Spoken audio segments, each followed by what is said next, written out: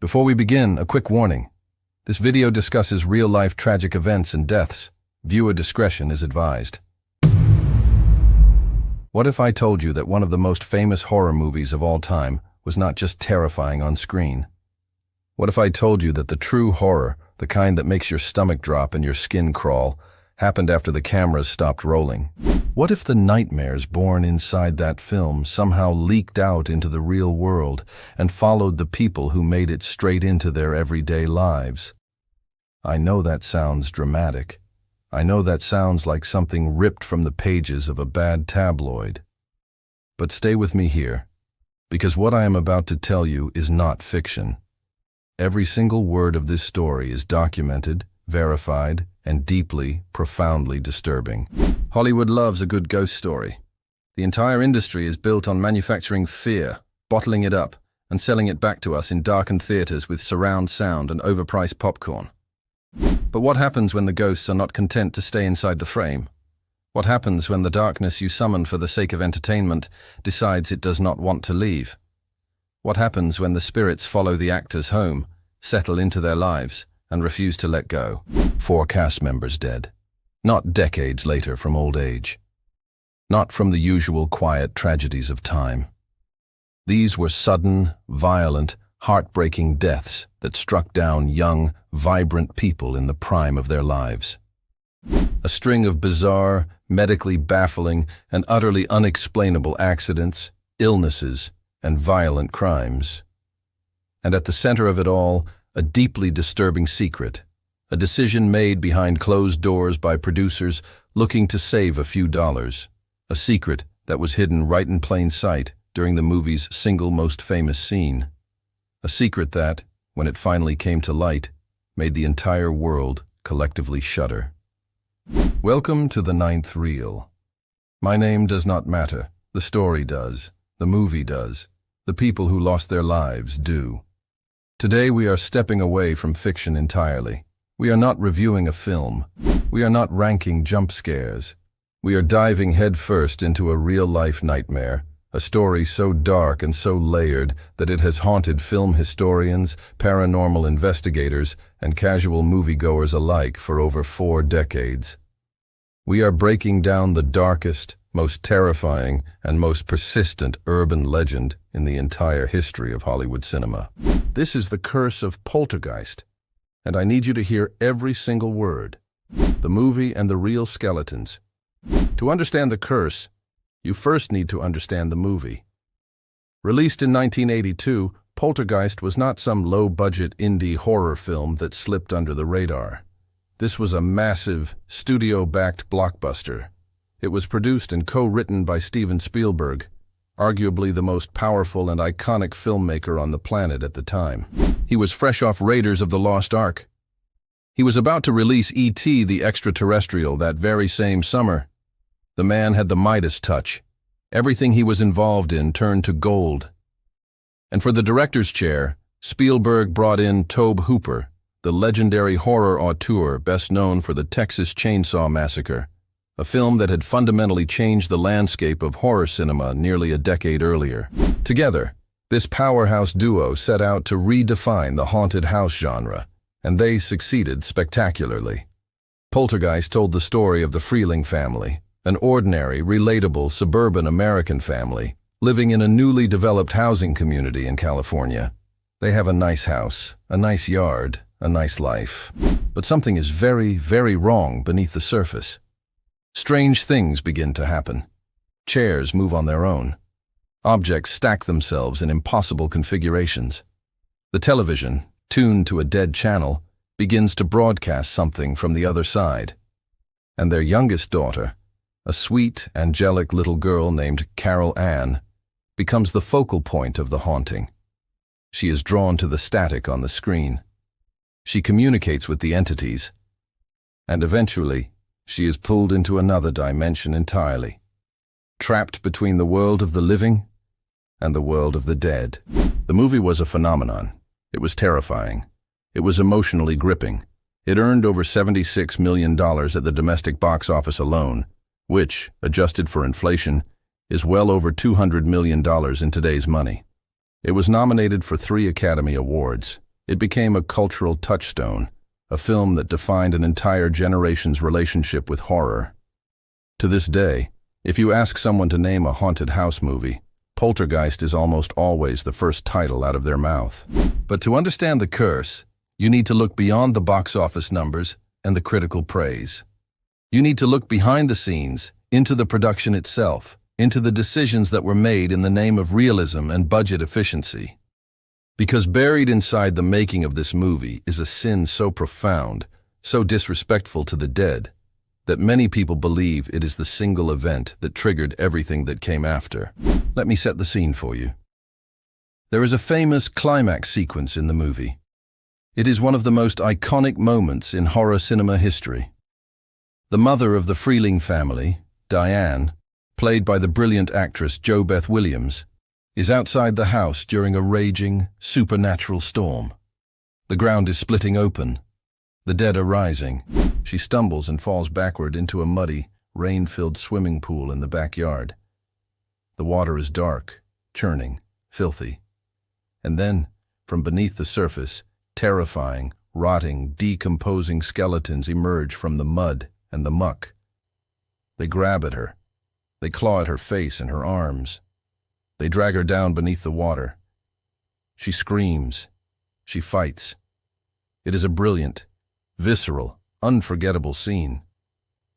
The kind of scene that burns itself into your memory and stays there for decades. And the skeletons in that scene looked incredibly realistic, disturbingly realistic. The bones had the right texture, the right weight, the right color, the way they moved in the water, the way they interacted with the actress. It all felt genuine in a way that most horror props simply do not. And for years, audiences marveled at the special effects work. They assumed the props department had done an extraordinary job crafting lifelike replicas. Do you know why those skeletons looked so realistic? Because they were real. I need you to sit with that for a moment. Those were not rubber molds. Those were not plastic props sculpted by an effects team. Those were genuine biological human skeletons, real human bones. The bones of real people who had once been alive, who had once had names and families and lives of their own. Here is what happened. During pre-production, the special effects team determined that creating convincing fake skeletons from scratch would be prohibitively expensive. Custom fabricated prop skeletons that looked realistic enough for close-up camera work were going to blow the budget. So someone, and to this day the exact chain of decision-making remains murky, someone made the call to purchase real human skeletons from a medical and biological supply company. At the time, this was technically legal. Medical supply companies sold real skeletons to universities, hospitals, and research institutions for anatomical study. The production simply bought them through the same channels and repurposed them as movie props. The actors had no idea. Let me say that again, because it is crucial. The actors did not know. JoBeth Williams, the lead actress in that scene, spent multiple days of filming submerged in that cold, muddy, rainwater-filled pool, thrashing and screaming and being grabbed and clawed at by those skeletons. She performed take after take, completely and utterly unaware that she was swimming alongside actual human remains. She had no idea that the bones pressing against her skin, the skulls floating inches from her face, belonged to real dead people. When the truth finally came out years later, when Craig Reardon, the special effects artist who worked on the film, confirmed in interviews that real skeletons had indeed been used, the revelation sent shockwaves through the entertainment industry and the wider public. JoBeth Williams herself has spoken about it publicly, describing the deep unease and discomfort she felt when she learned what had actually been in that water with her. She has described the experience as profoundly unsettling, a violation of trust that she never fully made peace with. And this is where the legend truly begins. Many people, from paranormal researchers to casual fans to the cast members themselves, believe that by pulling the dead from their resting place, by commodifying human remains, by using the bones of real people as cheap, disposable movie props for the sake of entertainment and profit, the production team crossed a line that should never be crossed. They believed that this act of profound disrespect awakened something ancient and malevolent. They believe it opened a door that could not be closed. They believe it invited a darkness onto that set and into the lives of everyone associated with the film. A curse. A real, tangible, merciless curse that would stalk the franchise for years and claim the lives of 4 of its cast members. The tragedies begin. The first tragedy struck almost immediately after the film's release, and the speed with which it happened is part of what makes the curse legend so chilling. It did not take years. It did not slowly build. It came fast, violent, and without mercy. Dominique Dunne was 22 years old. She was a rising star, a young actress with immense talent and an incredibly bright future ahead of her. In Poltergeist, she played Dana Freeling, the teenage daughter of the haunted family. It was not the largest role in the film, but it was a prominent one, and it put her on Hollywood's radar in a significant way. She had already appeared in other notable projects, including a guest role on the television series Fame. Industry insiders talked about her as someone destined for a long and successful career. She had that rare combination of natural screen presence, genuine acting ability, and personal charisma that Hollywood executives spend millions of dollars trying to find. But in November of 1982, just 5 months after Poltergeist opened in theaters to massive commercial and critical success, Dominique Dunne's life was cut violently short. On the evening of October 30th, 1982, her ex-boyfriend, a man named John Thomas Sweeney, arrived at the home she shared in West Hollywood. The two had recently ended their relationship, a relationship that friends and family later described as abusive and controlling. That night, Sweeney confronted Dominique in the driveway of her home. An argument escalated, and in a fit of rage he wrapped his hands around her throat and strangled her with such force that she lost consciousness and never regained it. She was rushed to the hospital and placed on life support, but the damage was catastrophic and irreversible. On November 4th, 1982, her family made the agonizing decision to remove life support. Dominique Dunne was pronounced dead at Cedars-Sinai Medical Center in Los Angeles. She was 22 years old. The sudden, brutal, violent nature of her death sent shockwaves through Hollywood. She was so young. She was so talented. She had her entire life ahead of her, and the manner of her death, the sheer senselessness of it, was devastating. Her father, the famous journalist and writer Dominique Dunne, later became one of America's most prominent victims' rights advocates, channeling his grief into a lifelong crusade for justice. The trial of John Sweeney became a nationally covered event, and the outcome, a conviction on voluntary manslaughter rather than murder, with a sentence of just 6.5 years, outraged the public and the Dunne family alike. Sweeney served less than 4 years in prison. Dominique Dunne's death was the first crack in the foundation, the first whisper of something wrong. At that point, people were not yet calling it a curse. It was simply a tragedy, a horrific, heartbreaking crime. But when combined with what came next, it became the opening chapter of a much darker story. Because the curse was just getting started.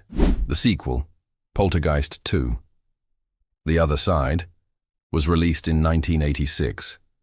It continued the story of the Freeling family, now displaced from their destroyed home and trying to rebuild their lives. But a new threat emerges in the form of a terrifying villain, a gaunt, skeletal, deeply unsettling figure named Reverend Henry Kane. Kane is the ghost of a 19th-century cult leader who led his followers into underground caverns beneath the housing development where the Freelings once lived. He convinced them that the end of the world was coming, sealed them inside, and let them die. Now his spirit, bitter, hungry, and consumed by malevolence, has returned to claim Carol Ann. The role of Kane was played by Julian Beck, a legendary figure in the world of avant-garde theatre. Julian was a co-founder of the Living Theatre, one of the most important and influential experimental theatre companies in American history. He was a poet, a painter, a director, and an actor of extraordinary depth and range. His performance as Kane in Poltergeist 2 is widely regarded as one of the most terrifying villain portrayals in horror cinema history. His gaunt frame, his hollow eyes, his whispering sing-song voice, The way he seems to glide rather than walk, it is absolute nightmare fuel. Even people who have never seen the movie have likely encountered images or clips of Kane online. He is that iconic. But what most viewers did not realize at the time was that Julian Beck's terrifying skeletal appearance was not entirely the result of makeup and costuming. Julian was gravely ill during filming. He had been diagnosed with stomach cancer before production even began, and his condition was deteriorating rapidly throughout the shoot. The disease was eating him alive, and the physical toll it was taking on his body contributed to the gaunt, otherworldly, death-like quality of his on-screen appearance. In a deeply unsettling irony, the real-life specter of death hanging over Julian Beck made his portrayal of a malevolent ghost all the more convincing and all the more haunting. Julian Beck did not live to see the film's release. He passed away on September 14, 1985, at the age of 60, roughly 8 months before Poltergeist 2 hit theaters. His death was mourned deeply in the theater community, where he was revered as a visionary and a pioneer. But in the context of the Poltergeist franchise, his passing added another layer to the growing legend of the curse. Another actor, another death, another life cut short in connection to this seemingly cursed series of films. And then came Will Sampson. Will Sampson was a man of remarkable depth and presence. He was a Creek Nation Native American, born in Oklahoma, and he had lived a life that was rich with cultural tradition, spiritual practice, and artistic accomplishment. Most audiences knew him from his unforgettable performance as Chief Bromden in One Flew Over the Cuckoo's Nest, the 1975 classic that swept the Academy Awards. His portrayal of the silent, towering, deeply traumatized Native American patient in that mental institution was one of the most memorable supporting performances in film history. But Will was more than just an actor. He was a painter, a rancher, a rodeo rider, and most significantly for this story, he was a real-life medicine man. He had genuine spiritual authority within his community. He understood the world of spirits and energy in a way that most people in Hollywood could not even begin to comprehend. In Poltergeist 2, Will Sampson was cast as Taylor, a Native American shaman who helps the Freeling family battle the evil spirit of Kane. It was a role that drew directly on his real-life spiritual identity, and he brought an authenticity to it that no other actor could have provided. But here is where the story takes a remarkable and deeply eerie turn. According to multiple accounts from people who were present during the production of Poltergeist 2, the atmosphere on set was extraordinarily heavy. Cast and crew members reported feeling oppressed, uneasy, watched. There were unexplained cold spots, equipment malfunctions, and a pervasive sense of dread that seemed to permeate every corner of the soundstage. Whether you believe in the supernatural or not, the people who were there consistently described the energy on that set as unlike anything they had experienced before or since. Will Sampson took it seriously. Very seriously. According to reports, Will became so concerned about the spiritual atmosphere on the set of Poltergeist 2 that he took it upon himself to perform a genuine traditional exorcism. Late one night, after the cast and crew had gone home, Will Sampson returned to the soundstage alone. Under the cover of darkness, he performed a sacred Native American cleansing ritual, a ceremony designed to drive out evil spirits and purify the space. He smudged the set. He chanted. He called upon the spiritual forces of his tradition to cleanse the darkness that he believed had taken root there. It was not a publicity stunt. It was not a joke. It was not something done for the cameras. It was a deeply personal, deeply sincere act of spiritual intervention by a man who genuinely believed that something evil had attached itself to this production. But even Will Sampson could not escape. Less than a year after the release of Poltergeist 2, Will Sampson underwent a heart and lung transplant. The surgery itself was considered a success, but post-operative complications proved devastating. His body, already weakened, could not recover. On June 3, 1987, Will Sampson died from preoperative malnutrition and postoperative kidney failure. He was 53 years old. 3 actors, 3 tragic deaths. all connected to the Poltergeist franchise, all occurring within a span of just a few years. The whispers of a curse were no longer whispers, they were a roar. Entertainment journalists, paranormal investigators, and fans around the world were openly discussing the possibility that something genuinely supernatural was at work. The pattern was too striking, too concentrated, too devastating to be easily dismissed. But the final victim, the fourth and final death connected to the curse, is the one that shattered the world. It is the one that broke people's hearts. It is the one that cemented the legend of the Poltergeist Curse into the permanent fabric of Hollywood lore. The final victim. If you know Poltergeist, you know Carol Ann Freeling. She is the heart and soul of the entire franchise. She is the reason the ghosts come. She is the reason the story exists.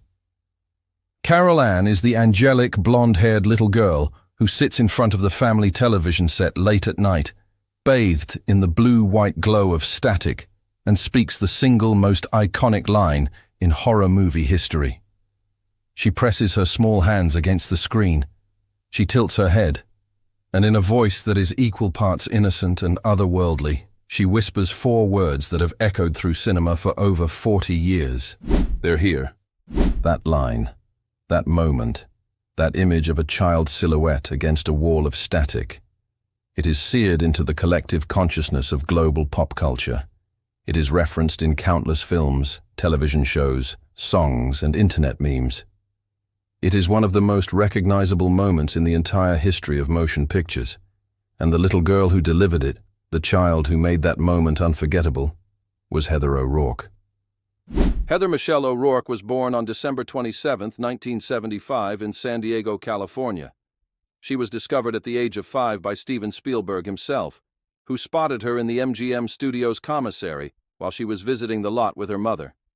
According to the widely told story, Spielberg saw her face, her enormous blue eyes, her halo of golden hair, and he knew immediately that she was Carol Ann. She had that quality, that ineffable, luminous, almost supernatural quality that the camera adores and that audiences connect with on a deep, instinctive level. She was not just cute, she was ethereal. She seemed to glow from within. Heather appeared in all 3 Poltergeist films. She was the through line, the connective tissue, the constant. As the franchise grew, so did she, from a tiny 5-year-old in the original film to a confident, seasoned young performer by the time the 3rd installment went into production. She was beloved by cast and crew alike. Everyone who worked with her described her as kind, professional beyond her years, funny, and full of life. She was the franchise. Without Heather O'Rourke, there was no Poltergeist. Poltergeist 3 began production in 1987. The film followed Carol Ann as she went to live with her aunt and uncle in a Chicago high-rise apartment building, hoping to escape the supernatural forces that had plagued her family. But of course, the spirits followed. They always follow. During the filming of Poltergeist 3, Heather began to show signs of illness. She was experiencing flu-like symptoms, stomach cramps, and fatigue. Her mother took her to doctors, who initially diagnosed her condition as Crohn's disease, a chronic inflammatory bowel condition. She was treated accordingly and returned to work on the film. But the symptoms persisted. They worsened. Something was not right. And the initial diagnosis, as it turned out, was tragically, devastatingly wrong.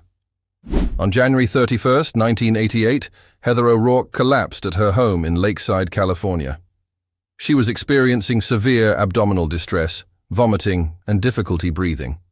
She was rushed to a local community hospital, where doctors quickly realized that her condition was far more serious than anyone had anticipated.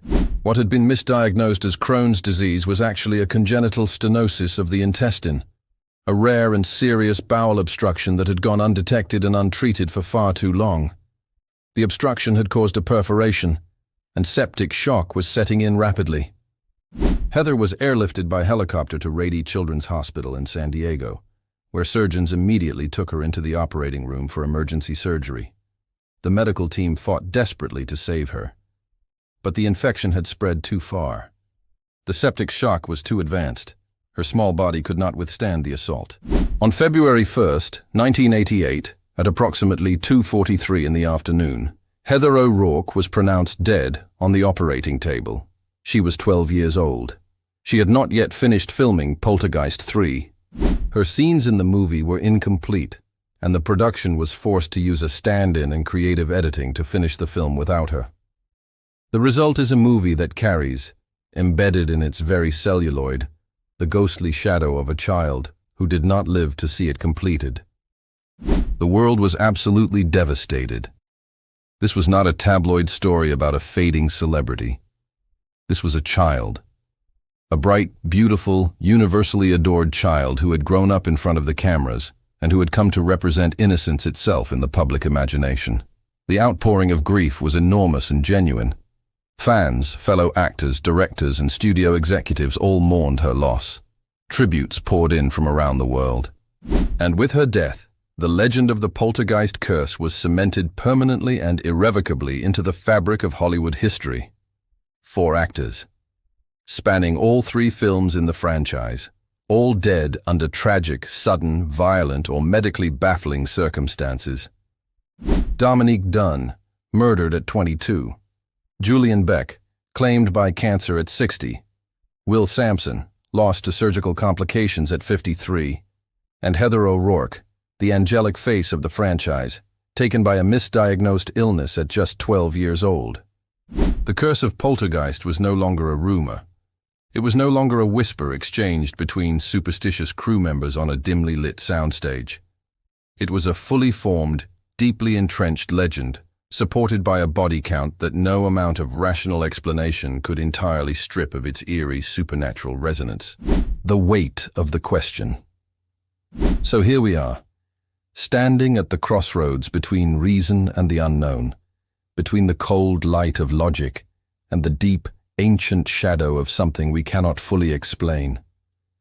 And the question hangs in the air, heavy and unresolved, the way it has hung in the air for over 4 decades. What do you believe? The skeptics have their arguments, and those arguments are not without merit. They will tell you that tragedy is, unfortunately, a fundamental and inescapable part of the human experience. People get sick. People are the victims of violent crime. People suffer complications from surgery. These things happen every single day to millions of people around the world, regardless of whether they have ever set foot on a movie set. The skeptics will point out that Poltergeist, across its 3 films, employed hundreds of cast and crew members over the span of nearly a decade. Statistically, in any group of that size, over that length of time, some people are going to die. It is a mathematical certainty, not a supernatural phenomenon. They will argue that the curse is a textbook example of confirmation bias, that we notice and remember the deaths because they fit the narrative we want to believe, while ignoring the hundreds of people who worked on these films and went on to live perfectly normal, healthy, long lives. They will point to JoBeth Williams, who is alive and well. They will point to Craig T. Nelson, the actor who played the father, who went on to have a decades-long career and is alive today.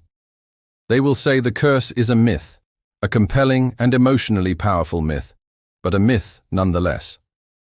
And maybe they are right.